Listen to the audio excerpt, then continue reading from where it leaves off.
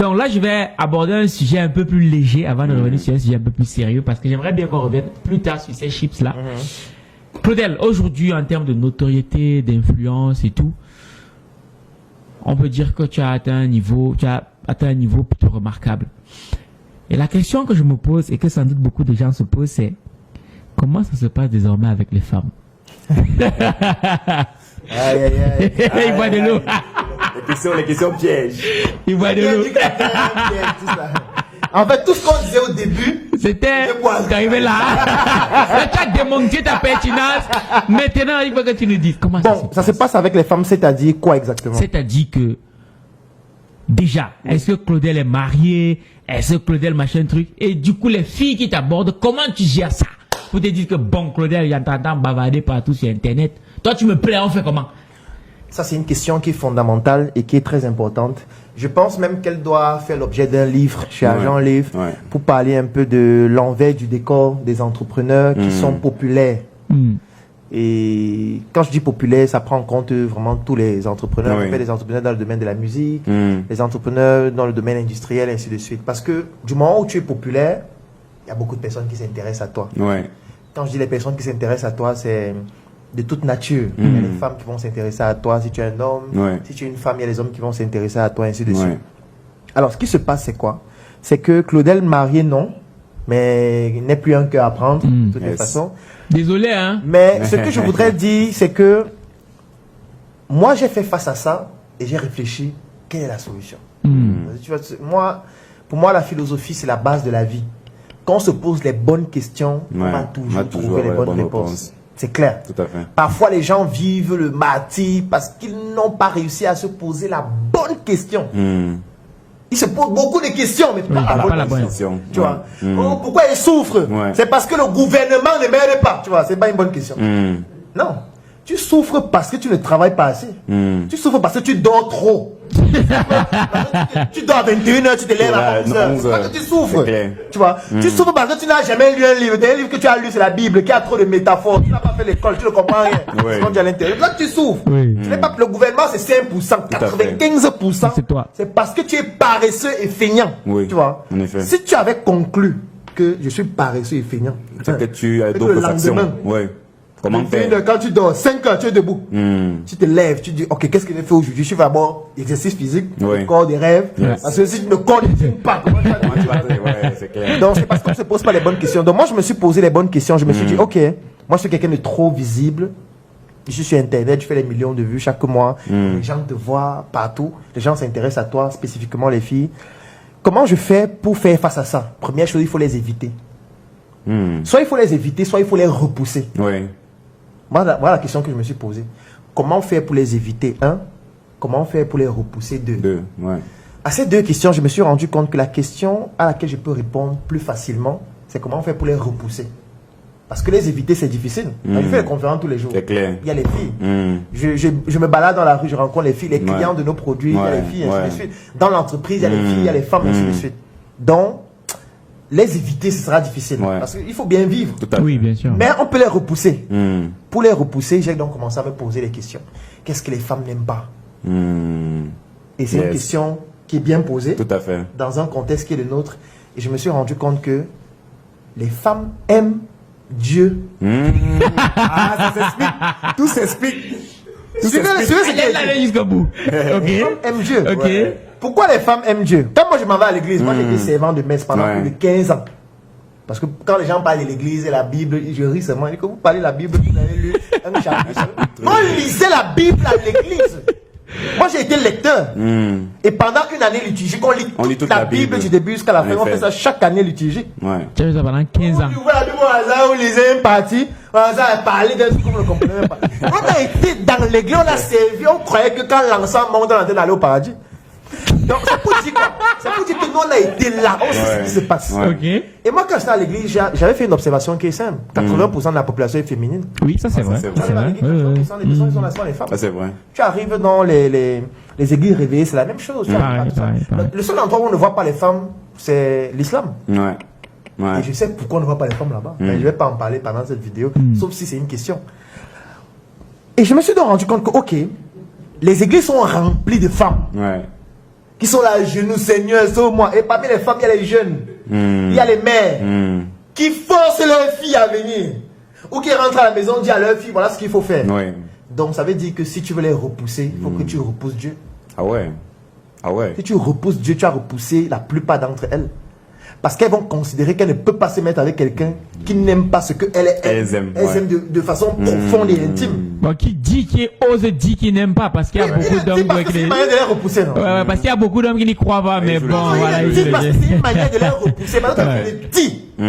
Les femmes disent, mais c'est un démon! Non, il faut l'éviter. Ça marche. Ça marche à 99%. Mais le 1% qui reste là, c'est quand même beaucoup. Le 1% qui reste, c'est que moi, je suis d'abord fondamentalement quelqu'un qui est intéressé par des personnes qui sont intelligentes. Je suis un sapiosexuel. Je suis un sapiosexuel. Je dis toujours qu'on ne peut pas faire un rapport sexuel pendant 24 heures. C'est clair. Après, il faut qu'on parle. Parce que même Rocco Siffredi, pour ceux qui ne connaissent pas le nom, vous tapez sur Google Rocco Siffredi. Tu ne peux pas coucher avec une fille pendant 24 heures. Ça veut dire que si tu décides de te mettre avec une femme, même si tu es le plus performant sexuellement possible, quand vous allez finir de faire l'amour, il faut causer. Tout à fait. On va parler de quoi? L'amour qu'on les fait. Ouais, voilà, par exemple. Si je te demande la situation au Niger, qu'est-ce que tu en penses? Tu ne comprends pas. Le Niger, c'est où? Si je te dis que dans mon entreprise, j'ai des difficultés sur le plan marketing parce que le ciblage, là, j'ai envie de pouvoir modifier la cible que je veux toucher. Tu ne comprends rien. Si je te dis que, bon, Joka, si on veut vendre ça en France, est-ce que tu as des contacts en France qui peuvent nous aider? Tu ne connais personne. Bon, en fait, ce qui va se passer, c'est que je vais te dire, bon, tu dis que tu habites où tu me sais à rien. Tu me sais à rien. C'est clair. Moi, je ne suis pas dans l'optique où non, ne nous intéressons pas aux biens matériels, les biens machin. Non, il faut arrêter. Les hommes sont régis, hommes avec grand H, par les intérêts. Point. Même les États. Il faut arrêter les conneries que non, je ne m'intéresse pas au bien. Moi, je t'aime toi. En tant que tu es. Est-ce que je vois ce que tu es? Des infrarouges pour voir qui tu es. Par contre, ce que tu as me dit, c'est qui tu es. Ce que je vois d'abord, c'est ton visage, c'est ton physique, c'est ta carrure. Je vois comment tu t'exprimes. Je peux estimer un peu quel est ton niveau. Je vois tes réalisations. C'est d'abord ça que je vois et ça me permet de me positionner. Donc si ça ne m'intéresse pas, je ne sais pas ce qu'on va faire. Donc du coup, quand tu mets tous ces critères, 1%, ça devient vraiment très faible. Tout à fait. Et maintenant, le reste, il faut être vigilant parce que la plupart des personnes qu'on a piégées, c'est en passant par les femmes. Tout à fait. Tu vois, moi aussi. C'est pour ça que parfois les gens ne comprennent pas que toutes les matières à l'école sont indispensables. L'histoire est indispensable pour un entrepreneur. Bon, oui, mais ce qu'on nous enseigne à l'école, c'est un peu la boue. C'est l'histoire des conneries. On ne nous montre pas comment ça peut être utile. Dans oui, tout à fait. Toutes les disciplines sont indispensables à l'école. La géographie est indispensable. Tout à fait. Sans connaître la géographie. Oui, super important. Comment tu vas implanter ton usine où? Tout à fait. Si tu ne sais pas la géographie, si tu ne sais pas comment t'implanter, ainsi de suite. Donc l'histoire, c'est quoi? C'est de se dire, les entrepreneurs qui, comme moi, avaient de grandes ambitions, comment est-ce qu'eux, ils s'y prenaient avec les femmes? Tu te rends compte que la plupart étaient piégés par les femmes. La plupart ont coulé à cause des femmes. La plupart se sont vus dépossédés du fait des femmes. Et tu te rends compte directement que tu dois te méfier. Tu dois prendre certaines précautions. C'est pour ça que moi, par exemple, quand je parle du mariage, je dis qu'un homme entrepreneur qui se marie bien commun, c'est un idiot. Je ne comprends pas comment un entrepreneur qui est un homme, il se marie avec une femme bien commune. Ça n'a aucun sens, ça n'a aucune logique. Parce que lui ne considère pas sa femme comme un danger. Moi, je considère une femme comme un danger. Parce que moi-même, d'abord, je me considère comme un danger. En effet. Parce que je suis d'abord un danger pour moi-même. Parce qu'à tout moment, mon corps peut se rebeller contre moi-même. Et je deviens bipolaire, je développe une maladie auto-immune, je développe la schizophrénie et tout. Donc, je suis d'abord un danger pour moi-même. Donc, j'ai peur de moi-même. J'ai peur de ce que je suis, comme une voix de Valère. C'est clair, Pour une femme. Je ne peux pas, je me méfie, forcément. Et se méfier ne veut pas dire qu'on n'est pas ouvert, on n'a pas un cœur sensé, machin et tout, mais ça veut dire que quand il faut y mettre la raison, on y met la raison. D'accord. Et tout à l'heure, tu as parlé des hommes qui se font piéger par les femmes et tout, des hommes très puissants qui se font piéger par les femmes. Et il se trouve que très souvent, lorsque ces hommes se font piéger, c'est que forcément, il y a quelqu'un dans leur entourage qui a joué un rôle. Et maintenant, la question, c'est comment est-ce que tu fais pour soigner, toi, ton entourage, pour ne pas être piégé, par exemple? Comment tu fais pour soigner ton entourage, toi? Alors, une fois, je donnais un événement durant lequel je posais la question aux participants. Si ta ménagère t'accuse de l'avoir violée, comment tu vas faire? Les gens riaient, mais pourtant, c'est un événement qui se produit régulièrement. Tu vois, ça veut dire que tu peux recruter une ménagère à la maison. Ouais. Elle se rend compte que tu es puissant, tu as beaucoup d'argent, elle veut capitaliser dessus. Tout à fait. Elle va te porter plainte que tu l'as violée. Et ça va très vite. Hein. Tu fais quoi? Ouais. Et nous sommes dans une société dans laquelle l'inconscient collectif soutient d'abord le plus faible. Forcément. Tu vois. Donc on va voir toi le puissant, l'entrepreneur, machin et tout. Elle qui n'a rien, elle est dans une famille misérable et tout. Qu'est-ce qu'elle gagnerait à te porter plainte si rien ne s'est passé? Tu vois, voilà comment les gens vont commencer à réfléchir. Et maintenant, ceux qui ne t'aiment pas vont... Oui, bien sûr, bien sûr. Vous avez bien dit le modèle. On vous parle. Vous ne voulez pas... Vous comprenez maintenant? C'est un violeur. Ouais. Et je suis sûr que ce n'est pas la... C'est pas la... Voilà. Vous voyez son assistant qui avait démissionné là, non? Il avait aussi violé, je suis sûr. Ouais. On doit mener les enquêtes, tu vois. Ça prend maintenant, ça va dans tous les sens. Donc, est-ce qu'on peut prévenir ça réellement de manière... définitive? Moi je pense que non. On ne peut pas prévenir ça de manière définitive, mais on peut traiter humainement les gens avec qui on travaille et être vigilant lorsqu'il y a des signes qui se présentent. Parce qu'il faut être vigilant. Il y a des personnes qui sont autour de toi dont tu devrais te méfier. Tout à fait. Si elles se comportent d'une certaine façon, si elles sont envieuses par exemple, si elles ont une attitude même inconsciente qui consiste à minimiser les prouesses que tu fais. Ouais. Ah ok, d'accord. Oui, parce que si tu réalises des prouesses et tu as quelqu'un dans ton environnement qui tend à les diluer, à estimer que bon, c'est bien mais bon, c'est pas si grand que ça. Ouais. Si tu as des personnes dans ton environnement qui essayent de faire la même chose que toi tout le temps, d'avoir les mêmes choses que toi, ça veut dire que tu achètes un casque, la personne veut acheter le même casque. Tu achètes une machine, la personne achète le même modèle, la même couleur. Tu achètes une voiture, la personne veut le même modèle, la même marque. Tu construis ta maison, la personne veut une maison similaire avec le même plan. Il faut te méfier parce que c'est une personne qui en fait t'envie et qui pourrait utiliser un atout comme celui-là, ce qu'on appelle la faille humaine, pour te piéger. Ah ouais, il faut avoir cette lecture-là. Forcément, il faut pouvoir aussi soigner son hygiène de vie. Tu vois, moi par exemple, il y a des endroits où j'y vais pas. Les lieux fréquentés, c'est très Je vais pas dans certains endroits. Je ne discute pas avec les gens d'une certaine façon.